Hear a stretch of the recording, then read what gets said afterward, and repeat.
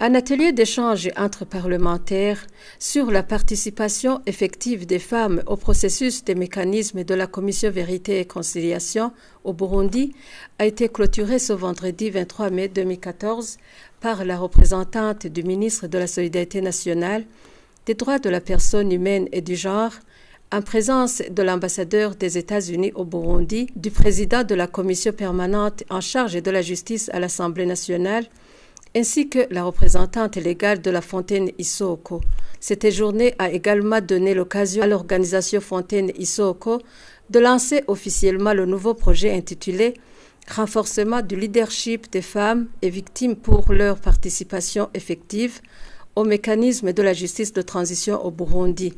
Un projet qui est mis en œuvre par la Fontaine Issooko sous financement d'un département femmes, paix et sécurité des États-Unis d'Amérique au Burundi.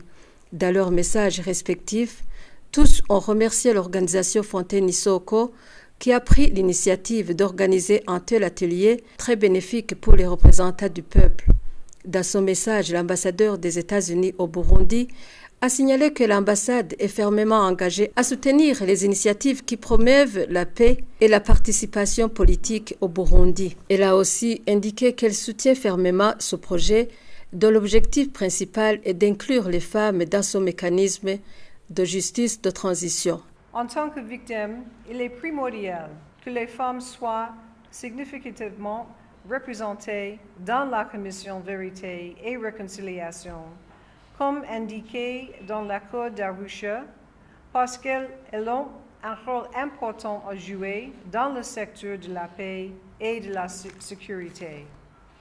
Une paix durable ne peut pas être établie que lorsque tous les membres de la société, hommes et femmes, sont en mesure de contribuer de la même manière. Madame la représentante légale de la Fontaine Issooko a signalé les objectifs de ce nouveau projet tant attendu par le peuple burundais et surtout les femmes. L'objectif spécifique concerne réfléchir sur les mécanismes nationaux et communautaires qui garantiraient la participation des femmes au processus de vérité et de réconciliation.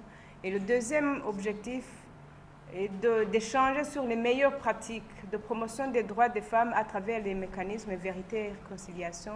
Et enfin, c'est de pouvoir dégager une stratégie qui influence, qui facilite la femme pour sa participation effective.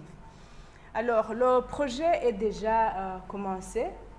Il y a déjà des activités qui sont déjà passées, comme l'identification des participants, parce que ce projet va concerner d'abord le haut niveau, comme le renforcement des capacités des parlementaires, mais également au niveau communautaire. On va travailler avec l'administration locale, avec également les communautés, tout profil confondu, c'est-à-dire les victimes, les potentiels acteurs, parce qu'on n'a pas encore qualifié les faits, c'est qu'on va travailler au niveau communautaire parce que la vérité est là au niveau de la communauté, parce que même la réconciliation se fera là au niveau communautaire.